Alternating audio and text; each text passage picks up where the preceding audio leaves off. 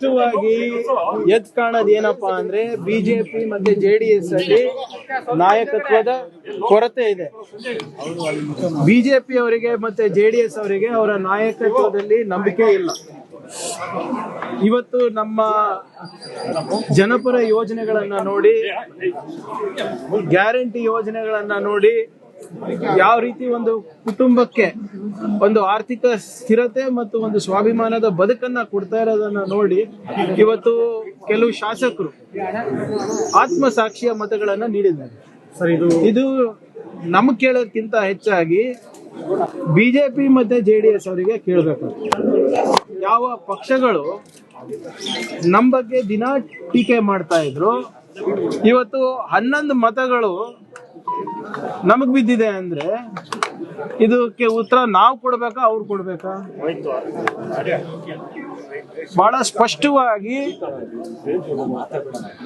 ವಿರೋಧ ಪಕ್ಷದ ನಾಯಕರಾದಂತ ಅಶೋಕ್ ಅವರ, ಬಿಜೆಪಿ ಪಕ್ಷದ ರಾಜ್ಯಾಧ್ಯಕ್ಷರಾದ ವಿಜೇಂದ್ರ ಅವರ ನಾಯಕತ್ವವನ್ನ ಸ್ವತಃ ಬಿಜೆಪಿ ಅವರು ತಿರಸ್ಕಾರ ಮಾಡಿದ್ದಾರೆ.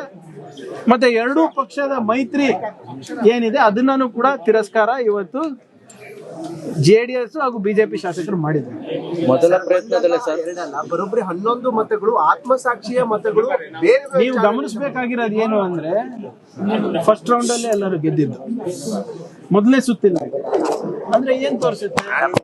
It is an outright rejection of the leadership of mister Ashok, mister Vijayendra and mister Kumaraswamy. Karnataka counter ಆಯ್ತು ಅಂದ್ರೆ ಬಿಜೆಪಿ ಬೇರೆ ಬೇರೆ ರಾಜ್ಯಗಳಲ್ಲಿ ಹಿಂಗೆ ಬೇರೆ ಪಕ್ಷದ ಶಾಸಕರು ಇರ್ಬೋದು, ಬೇರೆ ಬೇರೆಯವ್ರನ್ನ ಸೆಳೀತಾ ಇದ್ದು. ಈ ಕರ್ನಾಟಕದಲ್ಲಿ ನೋಡಿ, ನಾವು ಯಾರಿಗೂ ಸೆಳೆದಿಲ್ಲ, ಏನಿಲ್ಲ. ಬಹಳ ಸ್ಪಷ್ಟವಾಗಿ ನಮ್ಮ ಮುಖ್ಯಮಂತ್ರಿಗಳು ಮತ್ತೆ ನಮ್ಮ ಪಕ್ಷದ ಅಧ್ಯಕ್ಷರು ಹೇಳಿದ್ದಾರೆ, ನಾವು ಯಾವುದೇ ರೀತಿಯಾದಂತ ಅನ್ಕಾನ್ಸ್ಟಿಟ್ಯೂಷನಲ್ ಮೀನ್ಸ್ ಮುಖಾಂತರ ನಾವು ಚುನಾವಣೆ ಗೆದ್ದಿಲ್ಲ, ನಾವು ಗೆಲ್ಲಕ್ಕೂ ಹೋಗೋದಿಲ್ಲ. ಈಗ ಅವರೇ ಸ್ವಪ್ರೇರಣೆಯಿಂದ ಬಂದಾಗ ಅವ್ರು ಹಾಕಿರ್ತಾರೆ. ಇದು ಸೀಕ್ರೆಟ್ ಬ್ಯಾಲೆಟ್. ನೀವು ಎಲ್ಲಾನು ಕೂಡ ನೀವೇ ನೋಡಿದೀರಾ, ಲೈವ್ ನೋಡಿದೀರಾ. ಯಾರಾದ್ರೂ ನಾವು ಏನಾದ್ರೂ ಹೋಗಿ ಅಲ್ಲಿ ಕೈಕಾಲು ಬಿದ್ವಾ, ಏನಾದ್ರೂ ನಾವು ಅವರಿಗೆ ಮನವಿ ಮಾಡ್ಕೊಂಡ್ರ? ಇಲ್ಲ. ಹಾಗೆ ಸರ್, ತಮಿಳುನಾಡು ಸರ್ಕಾರ ಏನು ಕಾವೇರಿ ವಿಚಾರ, ಮೇಕೆದಾಟು ವಿಚಾರದಲ್ಲಿ ರೆಸಲ್ಯೂಷನ್ ಪಾಸ್ ಮಾಡಿದೆ ನೋಡಿ. ಅವ್ರ ಹಿತಾಸಕ್ತಿನಲ್ಲಿ ರೆಸಲ್ಯೂಷನ್ ಪಾಸ್ ಮಾಡ್ಕೋತಾರೆ. ನಾವೇನ್ ಮಾಡ್ಬೇಕು? ನಾವು ಮಾಡ್ಬೇಕಲ್ಲ. ಕೋರ್ಟ್ ಆರ್ಡರ್ ಕ್ಲಿಯರ್ ಇದೆ. ವಿ ಆರ್ ಮಿಯರ್ಲಿ, ಈಗ ನಾವು ಅವ್ರ ಪಾಲಿನ ನೀರನ್ನ ನಾವು ಕಸ್ಕೋತಾ ಇದೀವಿ ಅಂದ್ರೆ ಅವರು ಏನಾದ್ರೂ ಏನೋ ಆಕ್ಷೇಪ ವ್ಯಕ್ತಪಡಿಸಲಿ. ಎಕ್ಸಸ್ ಏನಿದೆ ಹೋಗ್ತಾ ಇದೆ ಅದನ್ನ ನಾವು ಸಂಗ್ರಹಣೆ ಮಾಡಿ ನಮ್ಮ ಜನರಿಗೆ ಅನುಕೂಲ ಆಗಬೇಕು, ಬೆಂಗಳೂರಿಗೆ ಅನುಕೂಲ ಆಗಬೇಕು, ಅಲ್ಲಿ ಸ್ಥಳೀಯ ಜಿಲ್ಲೆಗಳಿಗೆ ಜನರಿಗೆ ಅನುಕೂಲ ಆಗ್ಬೇಕು ಅಂತ ಮಾಡ್ತಾ ಇರೋದು. ಅಂಡ್ ಕೋರ್ಟ್ ನಲ್ಲಿ ಕ್ಲಿಯರ್ ಆಗಿದೆ. ಯಾರಿಗೂ ಅನ್ಯಾಯ ಆಗ್ಲಾರ್ದಂಗೆ ನಾವು ನೋಡ್ಕೋತೀವಿ. ಮಾಡ್ಲಿ, ವಾಟ್ ಎವರ್ ಇಟ್ ಈಸ್. ನೋಡಿ, ನನ್ನ ಜವಾಬ್ದಾರಿ ಏನು? ನಮ್ಮ ರಾಜ್ಯದ ಹಿತಾಸಕ್ತಿ ಕಾಪಾಡೋದು. ಅವ್ರ ರಾಜ್ಯದ ಅದೇನಿದೆ ಆಗ್ಲೇ ಕೋರ್ಟ್ ಅಲ್ಲಿ ತೀರ್ಪು ಬಂದಿದೆ. ಇವ್ರು ಇನ್ನ ಏನ್ ಮುಂದೆ ಮಾಡ್ತಾರೆ, we are also ready for it. ಧ್ವನಿ ಎತ್ತಬೇಕಲ್ಲ ಸರ್ ದೆಹಲಿಯಲ್ಲಿ. ನಿಮ್ದು ಎಕ್ಸ್ಪೆಕ್ಟೇಷನ್ ಜಾಸ್ತಿ ಇದೆ ಬಿಜೆಪಿ ಅವ್ರ. 12 ವರ್ಷ ಆಯ್ತು ಸ್ವಾಮಿ, ಒಂದ್ಸರಿಯಾನ ಯಾವ್ದಾದ್ರು ಕರ್ನಾಟಕದ ಬಗ್ಗೆ, ಕನ್ನಡಿಗರ ಬಗ್ಗೆ ಧ್ವನಿ ಎತ್ತಿದಾರ? ನನಗಂತೂ ಯಾವುದೇ ಎಕ್ಸ್ಪೆಕ್ಟೇಷನ್ ಇಲ್ಲ. ನೀವ್ ಯಾಕೆ ಇನ್ನ ಇಟ್ಕೊಂಡಿದ್ರ ನನ್ಗೆ ಗೊತ್ತಿಲ್ಲ. ಅವರಷ್ಟು ಅಸಮರ್ಥ ನಾಯಕತ್ವ ಇಡೀ ದೇಶದಲ್ಲೇ ನಾನು ನೋಡಿಲ್ಲ. ನಮ್ಮ ರಾಜ್ಯ ಬಿಜೆಪಿ ಎಂಪಿಗಳು ಏನ್ ಮಾಡ್ತಾರೆ, ಈಗ ನಿಮ್ಮ BMRC ಅಲ್ದು ದರ ಏರಿಕೆ ಆದಾಗ ಯಾವ ರೀತಿ ಬಂದು ಪ್ರತಿಭಟನೆ ಮಾಡ್ತಾರೆ, ಬಾಲೇಶ ತರ ಹೇಳಿಕೆ ಕೊಡ್ತಾರೆ. ಏನ್ ಬರೇ ನಮ್ದು ಒಂದೇ ಜವಾಬ್ದಾರಿನಾ?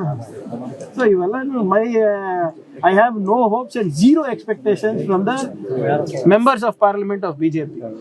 ನಮ್ಮ ಮೀಡಿಯಾ ಫ್ರೆಂಡ್ಸಿಗೆ ಇನ್ನ ಯಾಕಿದೆ ಅಂತ ನನಗೆ ಗೊತ್ತಿತ್ತು. ಸರ್, ಕಲಬುರಗಿಲಿ ಕಾನ್ಸ್ಟೇಬಲ್ ಮತ್ತೆ PSI ಅಕ್ಕಿ ವಿಚಾರದಲ್ಲಿ ಲಂಚ ತಗೊಳ್ಬೇಕಾದ್ರೆ ಲೋಕಾಯುಕ್ತಕ್ಕೆ ನೋಡಿ, ಇವ್ರೆ ಎಲ್ಲಾ ಇಲಾಖೆನಲ್ಲಿ ಹಲವಾರು ವ್ಯವಸ್ಥೆಗಳಲ್ಲಿ ಇಂಥವು ಇದ್ದೇ ಇರ್ತಾರೆ ಒಂದೆರಡು. ಈಗ ಅವರು ರೆಡ್ ಹ್ಯಾಂಡ್ ಆಗಿ ಸಿಕ್ಕಾಕೊಂಡಿದ್ದಾರೆ ಅಂದ್ರೆ ವಿಲ್ ಟೇಕ್ ಆಕ್ಷನ್. ಇಂಥವ್ರೆಲ್ಲ ರೆಕಮೆಂಡೇಶನ್ ಯಾರು ಮಾಡೋದು? ನಮ್ಮ MLAಗಳೇ ಮಾಡಿರ್ತಾರೆ, ನಾವೇ ಕಳಿಸಿರ್ತೀವಿ. ಏನು ನಮ್ಮ ಕಡೆ ಆಗಿರುವಂಥ ಲೋಪಗಳನ್ನ ನಾವು ತಿದ್ಕೋಬೇಕಾಗ್ತದೆ. ನಾವೇನು ನಮ್ದು ನಿರೀಕ್ಷೆ ಏನಿರ್ತದೆ, ನಾವು ಒಬ್ರು ಯಾರಿಗೋ ಅಲ್ಲಿ ಹಾಕಿದ್ರೆ ನಮ್ಮ ಜಿಲ್ಲೆಗಳಿಗೆ, ನಮ್ಮ ತಾಲೂಕಿಗೆ ಪ್ರಾಮಾಣಿಕವಾಗಿ ಕೆಲಸ ಮಾಡ್ತಾರಂತ. ಈಗ ಯಾರ್ಯಾರ ಗುಣ ಹೆಂಗಿರುತ್ತೆ ಅಂತ ಹೆಂಗ್ ಗೊತ್ತಾಗ್ತದೆ ನಮ್ಗೆ? ಇಂಥ ಪ್ರಕರಣ ಬಂದಾಗೆ ಗೊತ್ತಾಗ್ತದೆ. and we will deal with it very strictly. ಇವತ್ತು ಕೆಪಿಸಿಸಿ ಅಧ್ಯಕ್ಷರು ಮತ್ತು ಸಿಎಂ ಡಿ ಕೆ ಶಿವಕುಮಾರ್ ಅವರಿಗೆ ಮೊದಲ ಪ್ರಯತ್ನದ ಚುನಾವಣೆಯಲ್ಲಿ ಗೆದ್ದಿದ್ದಾರೆ. ನೆಕ್ಸ್ಟ್ ಈ GBA ಎಲೆಕ್ಷನ್ ಸರ್. GBA, ಜಿಲ್ಲಾ ಪಂಚಾಯತ್, ತಾಲೂಕ್ ಪಂಚಾಯತ್, ಗ್ರಾಮ panchayat, urban local body and 2029 and 28 state election, 29 Lok Sabha election ಎಲ್ಲಾನು ಕೂಡ ಕಾಂಗ್ರೆಸ್ ಗೆಲ್ಲುತ್ತೆ. ಕರ್ನಾಟಕದಲ್ಲಿ, ದೇಶದಲ್ಲೂ ಕೂಡ ನಾವೇ ಬರ್ತೀವಿ. ಸರ್ ಇವತ್ತು ಗ್ಯಾರಂಟಿ ಪರಿಶೀಲನಾ ಸಭೆ ಇದೆ, ಏನಾದ್ರು ರೂಪುರೇಷೆ ಕೊಡ್ತಾರಾ ಸರ್? ಇಲ್ಲ, ಬಹಳ ಸ್ಪಷ್ಟವಾಗಿ ಮಾನ್ಯ ಮುಖ್ಯಮಂತ್ರಿಗಳು ಹೇಳಿದ್ದಾರೆ, ಅನರ್ಹರು ಯಾರಿದ್ದಾರೆ ಅವರಿಗೆ ಹೋಗಬಾರ್ದು. ಸಾಕಷ್ಟು ಲೋಪಗಳಿದೆ, ಅದನ್ನ ತಾಂತ್ರಿಕವಾಗಿ ಹೇಗೆ ನಿವಾರಣೆ ಮಾಡ್ಬೋದು ಅಂತ. ಈಗ ನಮ್ಮ ಗ್ಯಾರಂಟಿ ಸಮಿತಿ ಅಧ್ಯಕ್ಷರು ರೇವಣ್ಣ ಅವರಿರ್ಬೋದು, ಉಪಾಧ್ಯಕ್ಷರಾದ ನಮ್ಮ ದಿನೇಶ್ ಗುಳಿಗೌಡ ಅವರಿರ್ಬೋದು, ಕೆಲವು ಅಂಕಿಅಂಶಗಳನ್ನು ಕೊಟ್ಟಿದ್ದಾರೆ. ಈಗ ನೀವೇ ಹೇಳಿ, ಸರ್ಕಾರದ ಬೊಕ್ಕಸೆಗೆ ಏನು ನಷ್ಟ ಆಗ್ತಾ ಇದೆ ಅದು ತಡೆಯೋದು ನಮ್ಮ ಆದ್ಯ ಕರ್ತವ್ಯ ಅಲ್ಲ. ಈಗ ಯಾರಿಗೆ ಸಿಗ್ತಾ ಇಲ್ಲ ಅವರಿಗೆ ಕೊಡಿಸ್ಬೇಕು, ಯಾರು ಅನರ್ಹರಿಗೆ ಅವ್ರಿಗೆ ತೆಗಿಬೇಕು. ಈ ಮೃತಪಟ್ಟವರಿಗೂ ಹೋಗ್ತಾ ಇದೆ. ಈಗ ನಾವು ಮೆಕ್ಯಾನಿಸಮ್ನ ಇವಾಲ್ವ್ ಮಾಡಬೇಕಲ್ಲ ತಾಂತ್ರಿಕವಾಗಿ. 2 ತಿಂಗಳಿಗೋ 3 ತಿಂಗಳಿಗೋ ನಾವು ಅಲ್ಲಿ PDO ಮುಖಾಂತರ, ವಿಲೇಜ್ ಅಕೌಂಟೆಂಟ್ ಮುಖಾಂತರ ಅಥವಾ ತಹಸೀಲ್ದಾರ್ ಮುಖಾಂತರ ಇಷ್ಟು ಜನ ತೀರೋಗಿದ್ದಾರೆ, ಇವರ ಆದರೂ ಕೂಡ ಬ್ಯಾಂಕ್ ಅಕೌಂಟಿಗೆ ಜಮೆ ಆಗ್ತಾ ಇದೆ ಅಂತ ನಾವು ಒಂದು ಮೆಕ್ಯಾನಿಸಮ್ ಡೆವಲಪ್ ಮಾಡಬೇಕಲ್ಲ. ಸೊ ಅದ್ರ ಬಗ್ಗೆ ಚರ್ಚೆ ನಡೀತಾ ಇದೆ.